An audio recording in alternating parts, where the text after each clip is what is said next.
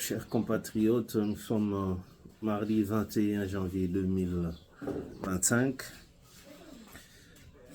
La paix est toujours menacée dans la partie est de la République démocratique du Congo, en ce que les informations locales, par des sources locales,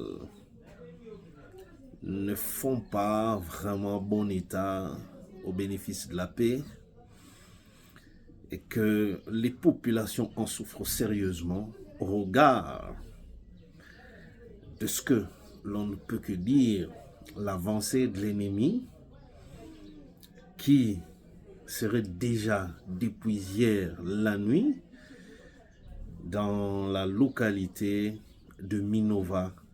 C'est dans le territoire de Calais.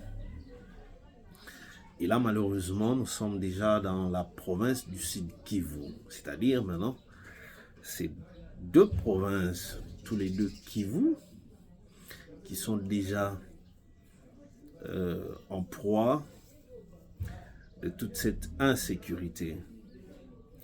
Parce que vous savez, au Nord Kivu, l'ennemi a sémé encore la panique autour de Saké, et d'où la confusion règne jusqu'à ce jour où l'on ne sait pas exactement qui sont ou qui tiennent la localité de Saké. Or, Saké, c'est vraiment les encablures de la ville de Goma, qui du reste devient de plus en plus asphyxiée. C'est vraiment de la peine quand on cherche à comprendre ce que traversent les compatriotes congolais qui vivent à Goma, qui ne savent pas à quel sens se vouer. Alors, ce qui est encore très inquiétant au niveau de Minova, d'abord Minova, comprenez qu'il y a encore beaucoup de minerais là-bas, entre autres le coltan, ce qui fait que, comme nous l'avions toujours dit, aussi longtemps que l'ennemi occupe des zones minières, il sera difficile de croire que le soutien dont il bénéficie de l'extérieur lui sera retiré. Parce que là, il organise l'exploitation artisanale de ces minéraux-là et ça sort comme ça au détriment de la RDC. Et ceux qui le soutiennent, vous savez, même aux États-Unis, l'administration américaine n'a jamais été en mesure d'interdire la vente des armes malgré les nombreux crimes commis sur le sol américain par les citoyens américains, soit des enfants ou un enfant qui prend une arme dans la chambre de ses parents et il amène ça à l'école, il en fait usage et en fait autant de victimes. Tout simplement parce que derrière ce commerce, les armuriers font beaucoup d'argent et ils pèsent beaucoup à l'endroit des congressmen américains. C'est ainsi qu'il n'a jamais été facile.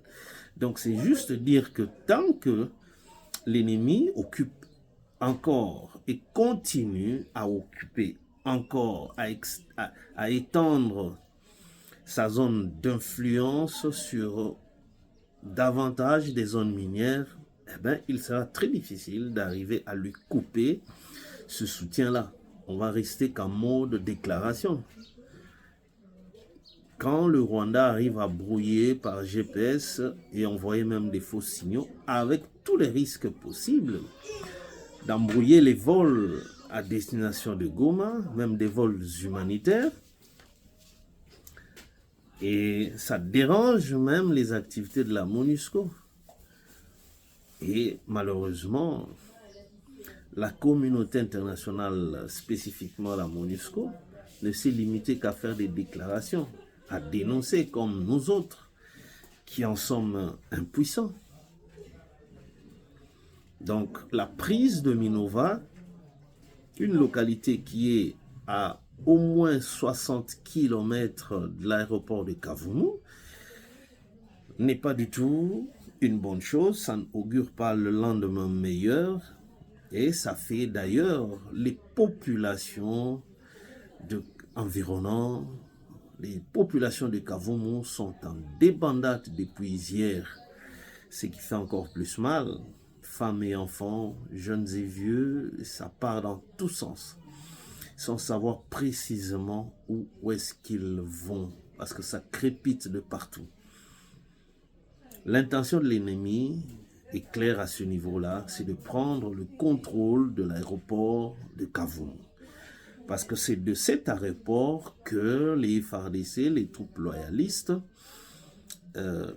les hélicoptères de nos forces armées de la République démocratique du Congo décollent pour atteindre les coins les plus proches, parce que sinon un hélicoptère ne peut pas partir de très loin. Par exemple, de l'aéroport de Kisangani ou de Goma pour atteindre ces coins qui sont beaucoup plus lointains. Mais l'aéroport de Kavumu permet à ce que les hélicoptères de combat partent de là pour aller attaquer les positions de l'ennemi. Alors Kavumu est sous menace depuis hier. On ne sait pas si en ce moment, en ce matin, qu'est-ce qui se passe exactement, parce qu'il y a des confusions partout. L'ennemi serait-il déjà au niveau de Kavumu? On n'en sait rien. Peut-être dans les heures à venir, au courant de la journée, on reviendra pour en faire encore un décryptage sur l'évolution de la situation, sinon de l'information quant à l'évolution sur terrain. Sinon, les sources locales ont suffisamment tiré l'attention du gouvernement national de la République démocratique du Congo. Au regard de ce qu'on assiste, il y a encore plus de crainte de revivre le scénario de l'époque de Mobutu face à l'avancée des troupes de l'AFDEL, où les militaires arrivaient finalement à jeter la tenue et parfois les armes sans combattre, parce qu'il semble encore que les troupes qui étaient basées à Minova n'ont pas reçu d'ordre pour combattre. Alors les militaires, les troupes ne savaient plus que faire quand il n'y a pas d'ordre. Eh bien, bon, chacun peut-être ira dans sa direction, il n'y a pas de combat, il n'y a personne qui en a donné l'ordre.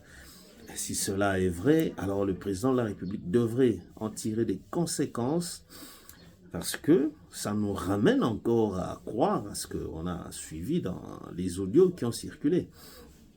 Sans pour autant en affirmer l'authenticité, mais ce qui nous intéresse dans tout ce qui passe là, il y a un point. S'il est vrai que le président de la République, après une réunion de haute portée sécuritaire pour la défense de la patrie, a tenu une réunion avec moins de 10 personnes, plus ou moins 8 personnes, qui sont censées être des personnes de confiance, pour essayer de penser, de réfléchir sur ce qu'est la situation, comment gérer et en arriver au bout de l'ennemi à partir de l'Est là-bas. Et que tout a fuité. D'une réunion de 8 personnes, je ne sais pas si on s'en rend compte, ça voudrait dire que Félix Tshisekedi serait tout seul.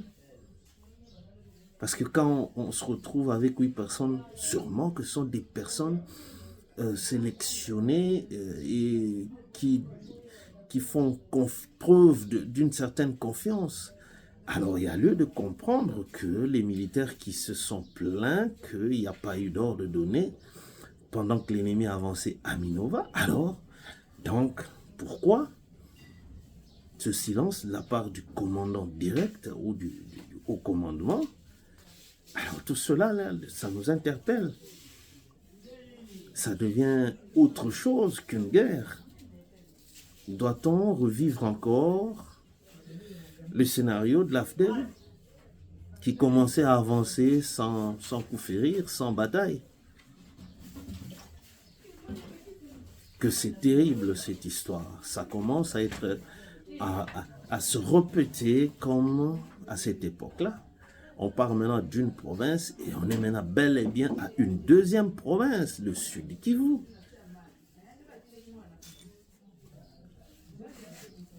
On s'arrête là pour ce matin et on reviendra vers vous le soir pour en dire encore au regard de l'évolution de la situation sur terrain? On peut interdire d'en faire des commentaires, mais la situation sur terrain. On a des amis, on a des frères qui habitent là-bas. Mais ils appellent des gens ici à Kinshasa pour communiquer directement. Et c'est de là que ça peut alerter aussi les autorités de Kinshasa. Donc je pense que la meilleure façon de faire, c'est d'écouter les versions qui sont transmises par les populations locales. Vous n'allez pas dire à quelqu'un qu'il trompe pendant qu'il est en train de fuir, allant sans savoir où précisément. C'est tout le village qui s'enfuit. Kavoumou, ça ne va pas depuis hier. Et on ne sait pas en ce moment exactement qu'est-ce qui se passe. Or, c'est dangereux si l'ennemi commence à mettre la main sur des aéroports. Ça va prendre une autre dimension. Et il continue à occuper des zones minières. Et en ajouter encore d'autres, nous venions de le dire. Minova, c'est une zone minière. Voilà, que c'est triste. Et ça fait très mal de comprendre que les compatriotes de tous ces coins-là continuent toujours à vivre ce calvaire au jour le jour. Voilà, on se retrouve à la prochaine.